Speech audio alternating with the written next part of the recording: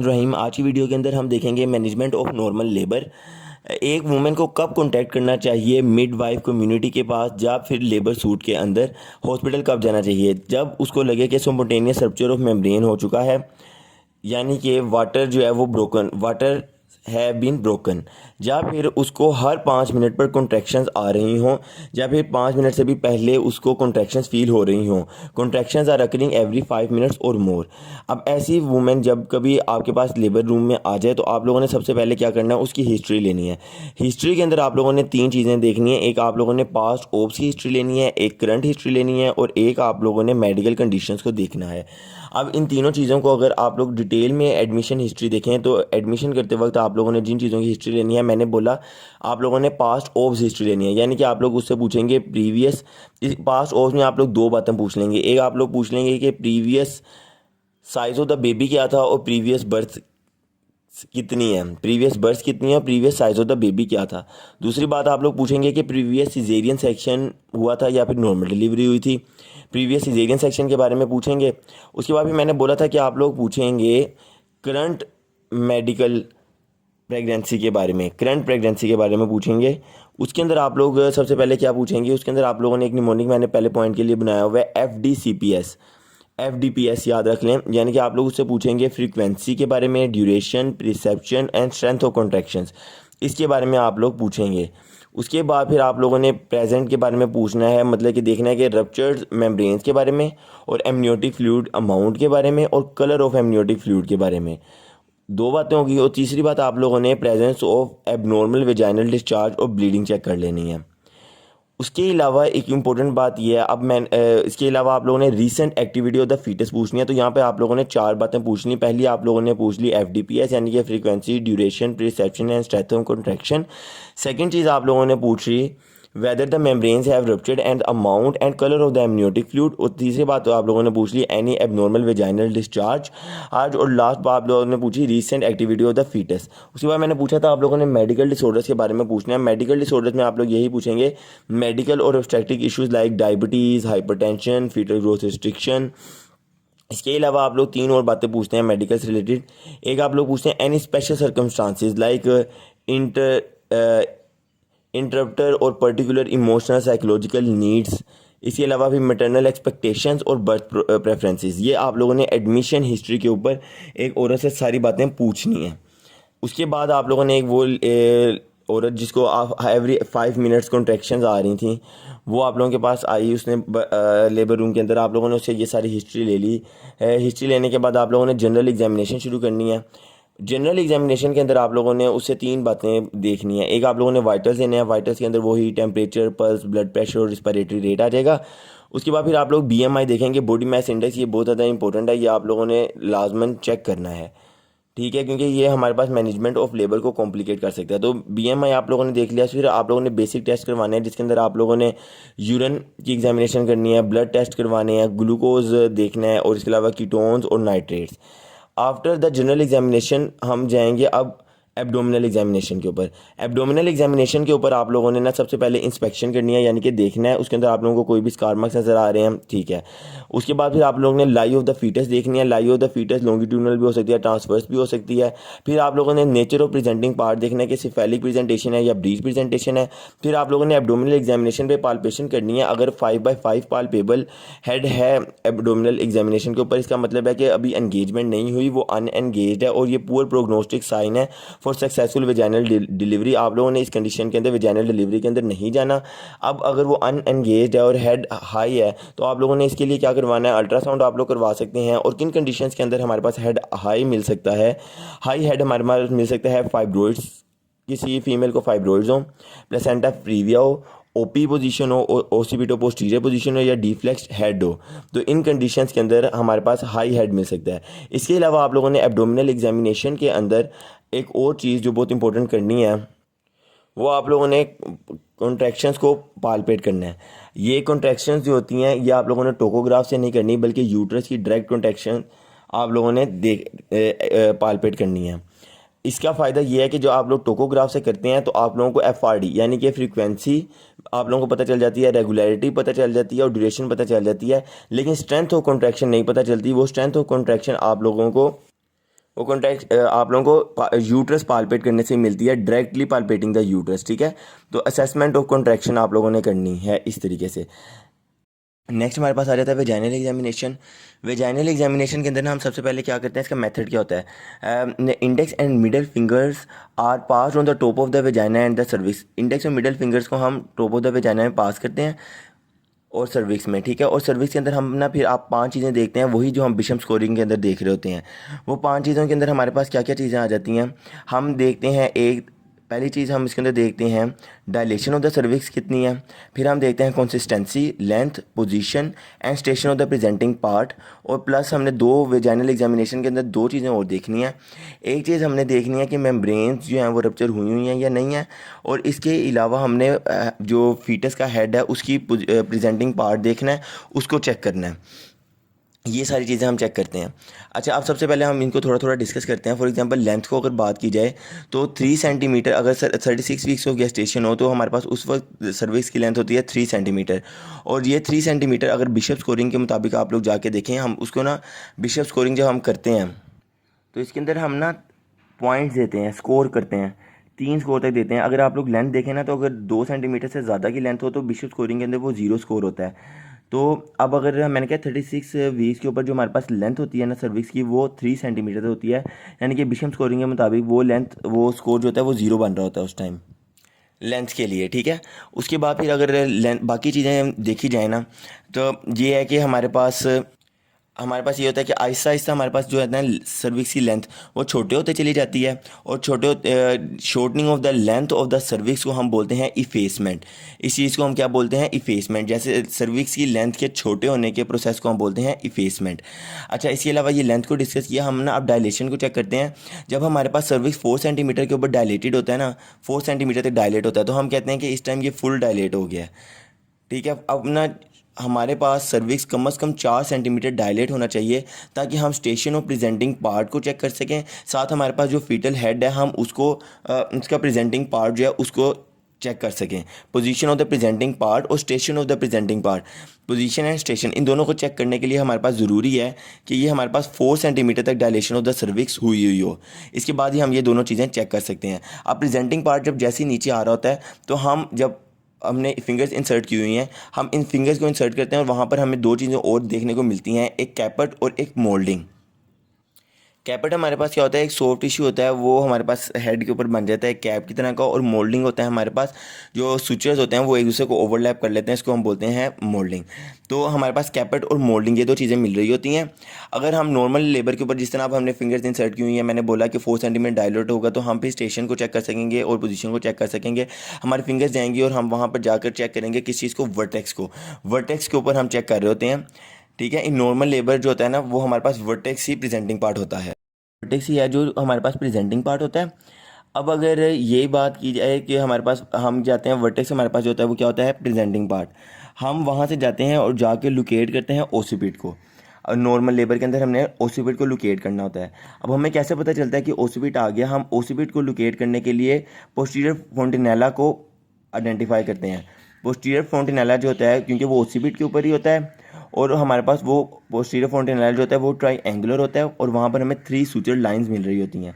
अगर हम पोस्टीरियर फोंटिनेला को वहाँ पर फील ना कर सकें तो इसका मतलब है हमारे पास जो फीटल हेड है वो डी फ्लेक्स्ड है और हमारे पास ओसिपिट जो है वो हमारे पास नॉर्मल पोजीशन के ऊपर नहीं है। ओसिपिट तो एंटीरियर पोजीशन होनी चाहिए थी, वर्टेक्स फील होना चाहिए था, ओसिपिट आइडेंटिफाई होना चाहिए था। ओसिपिट आइडेंटिफाई हमारे पास पोस्टीरियर फोंटिनेला से होना था, पोस्टीरियर फोंटिनेला हमारे फील नहीं हुआ, इसका मतलब ओसिपिट अपनी नॉर्मल लोकेशन पर नहीं है, माल पोजीशन है, ओसिपिट पोस्टीरियर पोजीशन हो सकती है। या फिर बाज़ दफ़ा ये हो सकता है कि इतनी ज़्यादा कैपेट और मोल्डिंग होती है कि सुचर्स जो होते हैं पोस्टीरियर फोंटिनेला और 3 लाइंस और सुचर हमें मिल रहे थे ना, 3 सुचर लाइंस, वो हमें फील ही नहीं हो पा रहे इस वजह से, क्योंकि कैपेट और मोल्डिंग जो है वो बहुत ज़्यादा है। नेक्स्ट हमने यही बात बोली थी ना, हमने सबसे पहले अब जब हमने वेजाइनल एग्जामिनेशन की थी, फिंगर्स पास की, वहाँ पे फिर हमने लेंथ को देख लिया, डिस्कस कर लिया, डायलेशन को चेक किया। डायलेशन के बाद मैंने 2 बातें बताई कि प्रेजेंटिंग पार्ट आ रहा होगा, उसको हमने डिस्कस कर लिया कि हमारे पास वर्टेक्स होना चाहिए, ओसिपिट हमारे लोकेट करना है, पोस्टीरियर फोंटिनेला होगा। उसके बाद मैंने बोला था कि स्टेशन करना है। स्टेशन के लिए आप लोगों ने एब्डोमिनल एग्जामिनेशन लाजमन करनी है, क्योंकि एब्डोमिनल एग्जामिनेशन जब तक आप लोग एब्डोमिनल एग्जामिनेशन नहीं करेंगे तब तक वहाँ पर इस तरीके से होगा। कि एब्डोमिनल एग्जामिनेशन के अंदर जब तक मतलब कि आप लोग इस स्टेशन के लिए जब तक आप लोग एब्डोमिनल एग्जामिनेशन नहीं करेंगे आप स्टेशन नहीं बता सकते, क्योंकि आप लोगों ने स्किल स्पाइन से रिलेट करके इसको बताना होता है। Relating the leading part of head to the ischial spine will give an estimation of the station, यानी कि आप लोगों ने जो हमारे पास प्रेजेंटिंग पार्ट है उसको आप लोगों ने रिलेट करना है स्किल स्पाइन के साथ। अगर वो स्किल स्पाइन के ऊपर है तो वो स्टेशन 0 है, अगर वो स्किल स्पाइन से नीचे है तो माइनस, और अगर स्किल स्पाइन से ऊपर है head leading part of the head तो इस कंडीशन अगर ऊपर है तो होगा वो हमारे पास माइनस के अंदर, और अगर वो नीचे होगा तो होगा plus station of the presenting part.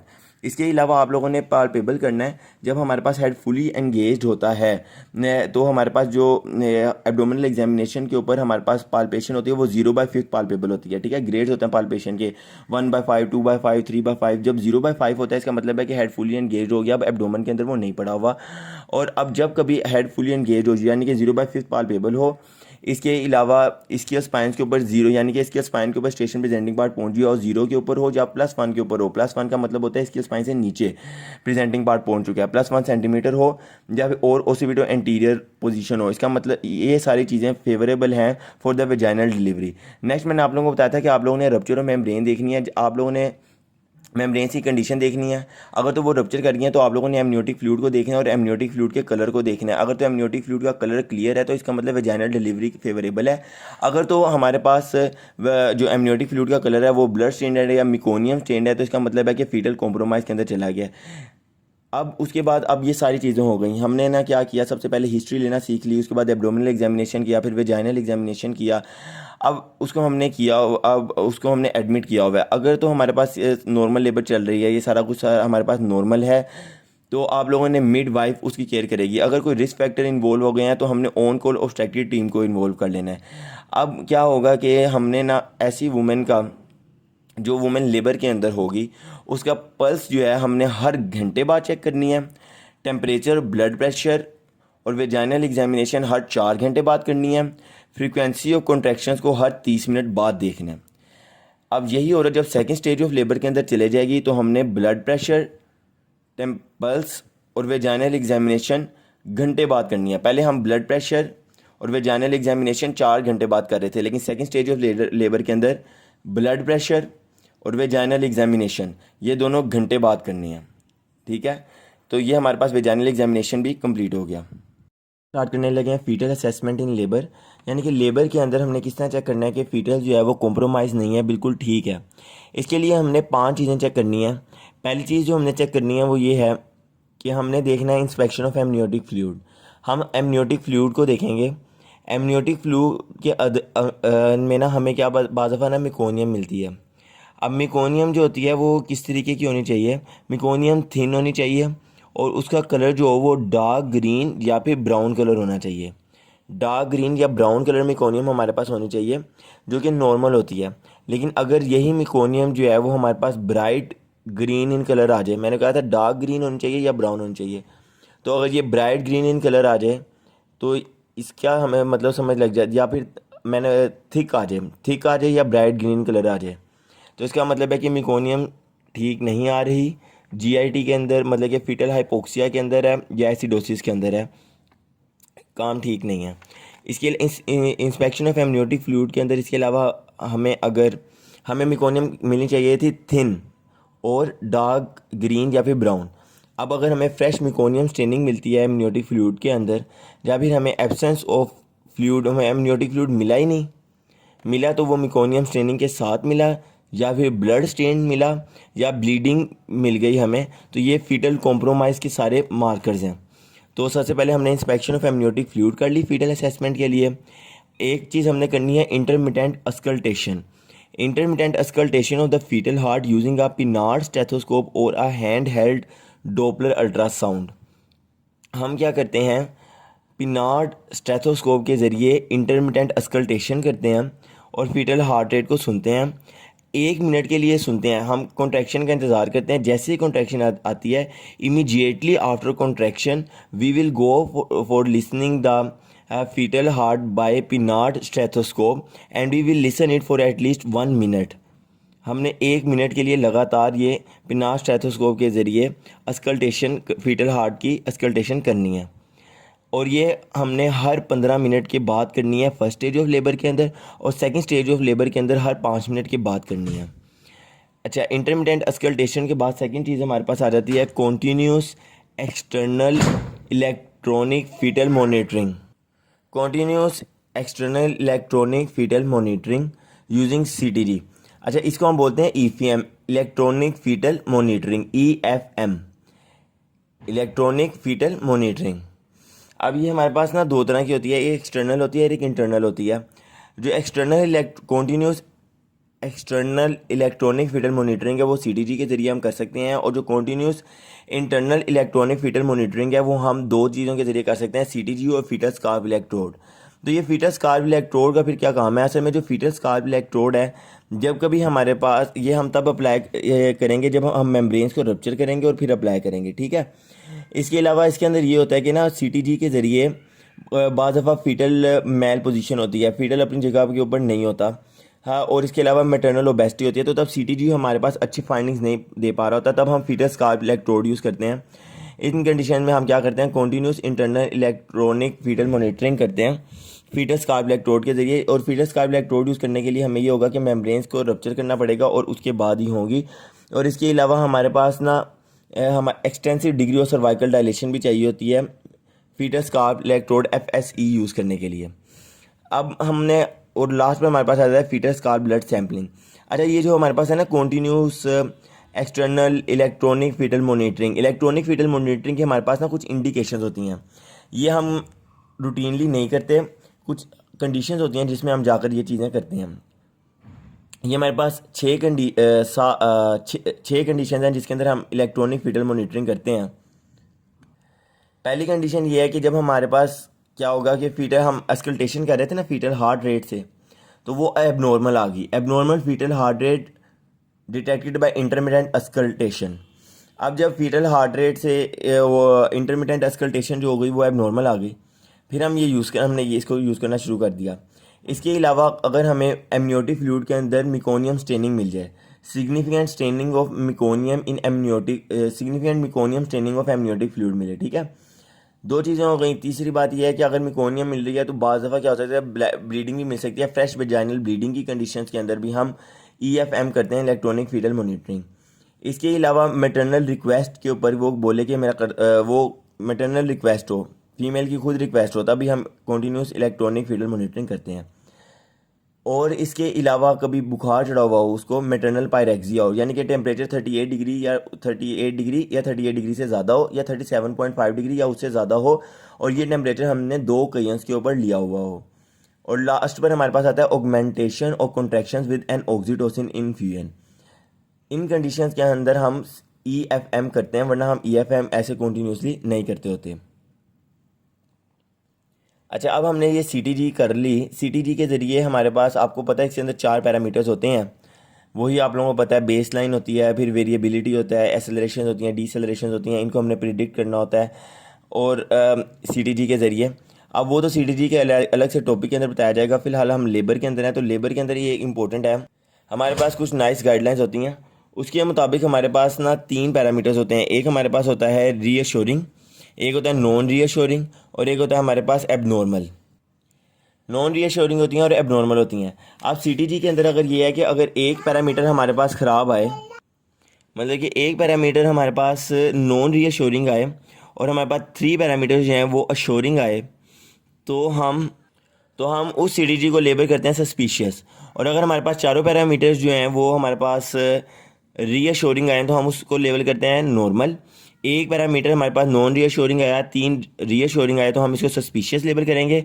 और अगर 2 या 2 से ज़्यादा रीअश्योरिंग नॉन रीअश्योरिंग पैरामीटर्स आ गए और एक एबनॉर्मल फीचर आ गया, तो हम सीटीजी को लेबल कर देते हैं एबनॉर्मल। और लास्ट फीटल असेसमेंट के लिए हमने बोला था हम करते हैं फीटल स्कार्प ब्लड सैम्पलिंग। इसके ज़रिए हमें क्या पता है कि फीटल पीएच में पता चल जाती है और बेस एक्सेस डायरेक्टली का पता चल जाता है फीटल स्कार्प ब्लड सैम्पलिंग से। तो ये हमारे पास 5 पैरामीटर्स फिर हो गए जो कि हमने देखने होते हैं for fetal assessment in labour. एक हमारे पास है इंस्पेक्शन ऑफ एमनियोटिक फ्लूइड, फिर intermittent auscultation by the Pinard stethoscope and hand held Doppler ultrasound, continuous, third one is a continuous external electronic fetal monitoring, then continuous internal electronic fetal monitoring, and the last one is the fetal skull blood sampling. अब हम देखेंगे कि पार्टोग्राम क्या होता है। पार्टोग्राम हमारे पास होता है ग्राफिक रिकॉर्ड ऑफ लेबर। पार्टोग्राम के अंदर हम क्या क्या चीज़ें देखते हैं, हम ऑलमोस्ट इसके अंदर 12 चीज़ें देखते हैं। एक हम इसके अंदर देखते हैं फ्रीक्वेंसी ऑफ कॉन्ट्रैक्शन। आप लोग एक तरतीब से चलें, सबसे पहले कॉन्ट्रैक्शन से स्टार्ट हो। लेबर के अंदर हमारे पास कॉन्ट्रैक्शन ही होनी है और पार्टोग्राम हमारे पास ग्राफिक रिकॉर्ड ऑफ लेबर ही है। तो आप लोग याद रख लें कि इसके अंदर हम देखते हैं frequency of contraction, strength of contraction. अब कॉन्ट्रैक्शन की वजह से सर्विक्स के ऊपर भी कोई फ़र्क पड़ेगा तो dilation of cervix and length of cervix, उसकी वजह से हेड थोड़ा नीचे आ रहा है ना, तो डिसेंट ऑफ हेड और station of the presenting part. उसके बाद फिर हम देखते हैं amniotic fluid colour and amount. After this हमें ना कुछ मैटरनल पैरामीटर्स भी देखने हैं जिसके अंदर बेसिक मेजरमेंट्स आ जाती हैं, like maternal BP, maternal pulse pressure and the maternal pulse pressure नहीं है, पल्स प्रेशर और पल्स अलग चीज़ है। मैटरनल पल्स देखते हैं, मैटरनल बीपी देखते हैं और मैटरनल टेम्परेचर देखते हैं। इसके अलावा यूरिन एनालिसिस भी इसके अंदर हमारे पास इंपॉर्टेंट है और ड्यूरेशन ऑफ लेबर भी पता चलती है और फीटल हार्ट रेट। ये सारी चीज़ें हम पार्टोग्राम के अंदर देखते होते हैं। अब पार्टोग्राम के अंदर जब लेटेंट फेज एंड होता है ना, तो तब वहाँ पर हम एक लाइन ड्रॉ कर लेते हैं। वो लाइन जो होता है वो हमें सर्वाइकल डायलेशन के बारे में बताता है। हर 2 घंटे के अंदर हमारे पास 1 सेंटीमीटर सर्वाइकल डायलेशन होनी चाहिए, 1 सेंटीमीटर डायलेशन होनी चाहिए हर घंटे, एवरी 2 आवर्स ही। 2 आवर्स के अंदर ही हमारे पास जो है वो 1 सेंटीमीटर सर्वाइकल डायलेशन होनी चाहिए, ठीक बोला है मैंने। लेकिन अब इम्पोर्टेंट बात यह है कि अगर ये हमारे पास मिनिमल सर्वाइकल डायलेशन है, मतलब कि अगर 2 घंटे के अंदर 1 सेंटीमीटर सर्वाइकल डायलेशन नहीं होती तो हम ये कह सकते हैं कि प्रोग्रेस जो है वो स्लो है। अच्छा, ये मैंने बोला कि लेटेंट फेज के एंड होने के ऊपर आप लोग एक लाइन ड्रॉ कर सकते हैं। इसके अलावा आप लोग इसके पैरेलल एक और लाइन ड्रॉ करते हैं जिसको आप लोग बोलते हैं एक्शन लाइन। ये एक्शन लाइन जो होती है, अगर आप लोगों की जो पहले वाली लाइन है एक्चुअल लाइन, वो एक्शन लाइन से आकर मिल जाती है तो आप लोगों को इसको पता चल जाता है कि जो प्रोग्रेस है वो स्लो है। तो पार्टोग्राम के अंदर एक आप लोगों ने डेफिनेशन याद रखनी है और ये चीज़ें याद रखनी है कि हम पार्टोग्राम के अंदर क्या क्या चीज़ें ऑब्जर्व कर रहे होते हैं। फीटल हार्ट रेट हम एवरी 30 मिनट्स देख रहे होते हैं और टाइम इंटरवल जो होता है वो 1 आवर अपार्ट होता है। ऐसा रहता है management during first stage of labour. इसके अंदर हमारे पास 10 पॉइंट हैं जो आप लोगों ने फर्स्ट स्टेज ऑफ लेबर के अंदर करने हैं। मैनेज को जिस तरह आप लोगों ने करना है, पहला पॉइंट ये है, फर्स्ट स्टेज ऑफ लेबर आप लोगों को पता होगा कि होती क्या है। फर्स्ट स्टेज ऑफ लेबर हमारे पास वो इंटरवल होता है जहाँ से हम डायग्नोस करते हैं कि लेबर स्टार्ट हो गया to the full dilation of cervix, ठीक है। पहला पॉइंट हो गया। इसके अंदर ना आप सबसे पहले पहली स्टेज ऑफ लेबर स्टार्ट हो गई, जितने बंदे जमा कर सकते हैं करें। इसका क्या मतलब है, ऐसे 3 पॉइंट हमारे कवर होंगे। पहला पॉइंट देखें कि 1 to 1 midwifery care should be provided, यानी कि अब उसको अकेला नहीं छोड़ना, आप लोगों ने 1 to 1 मिडवाइफरी केयर उसको प्रोवाइड करनी है। सेकंड बात यह है कि उसका हस्बैंड, उसका पार्टनर उसके साथ रहे ताकि उसको इमोशनल सपोर्ट हो। Additional emotional support from a birth partner should be encouraged. 2 बंदे जमा कर लिए। तीसरा बंदा यह है कि obstetric anaesthetic care should be available as required. तो 3 हो गए। Obstetric and anaesthetic care should be available as required, ठीक है। तो यहाँ पे आप लोगों के इसके ज़रिए 4 पॉइंट्स भी कवर हो गए। उसके बाद ये है कि अब बंदे जमा हो गए। अब आप लोग देखो कि सारा कुछ ठीक भी है, माँ और बच्चा ठीक भी है। Maternal and fetal well being should be monitored.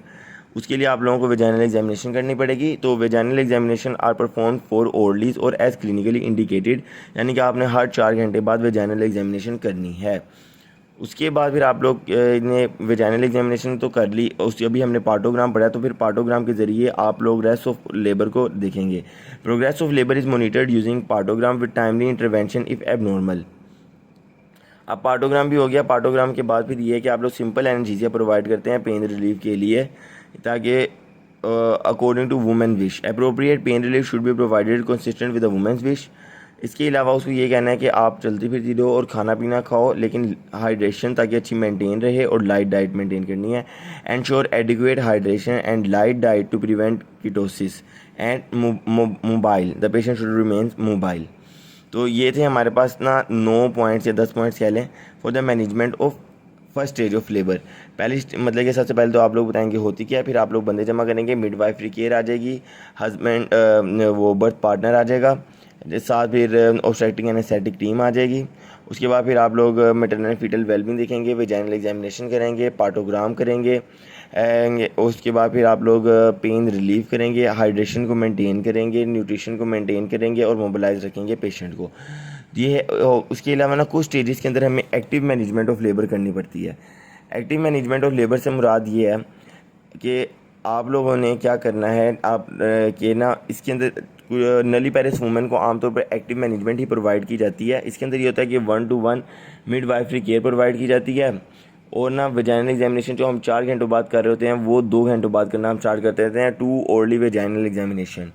इसके अलावा हमने रप्चर्स और मेम्ब्रेन जो होती हैं वो स्पॉन्टेनियस भी होने देते हैं, बाज़ दफ़ा आर्टिफिशियल करते हैं, बाज़ दफ़ा मेम्ब्रेन इंटैक्ट रहने देते हैं। अगर तो नॉर्मल चल रही हो तो हम मेम्ब्रेन को इंटैक्ट छोड़ देते हैं, अगर प्रोग्रेस स्लो हो तो इस कंडीशन में हम आर्टिफिशियल रप्चर मेम्ब्रेन करते हैं। लेकिन एक्टिव मैनेजमेंट के अंदर आप लोगों ने अर्ली आर्टिफिशियल रप्चर मेम्ब्रेन कर देना है और साथ ऑक्सीटोसिन की इन्फ्यूजन करनी है and use of oxytocin augmentation. आप लोगों ने एक्टिव मैनेजमेंट तब करनी है जबकि सर्वाइकल डायलेशन 2 घंटे के अंदर 1 सेंटीमीटर से कम है। इस कंडीशन में आप लोग नली पेरिस वूमेन को प्रोवाइड करते हैं एक्टिव मैनेजमेंट, जिसके अंदर हमारे पास ये 1 to 1 midwifery care, 2 orally vaginal examination and use of oxytocin infusion with early artificial rupture membrane 4 चीज़ें आ जाती हैं। ठीक है। तो ये एक्टिव मैनेजमेंट ऑफ लेबर के अंदर एक इंपॉर्टेंट बात यह है कि अब एक्टिव मैनेजमेंट ऑफ लेबर के ये सारे कंपोनेंट के अंदर से जो एक वर्ल्ड वाइड माना गया है वो है 1 to 1 केयर प्रोवाइडेड। बस इसके अलावा बाकी कहा जाता है कि ऐसे जितने रिकॉग्नाइज्ड नहीं हैं।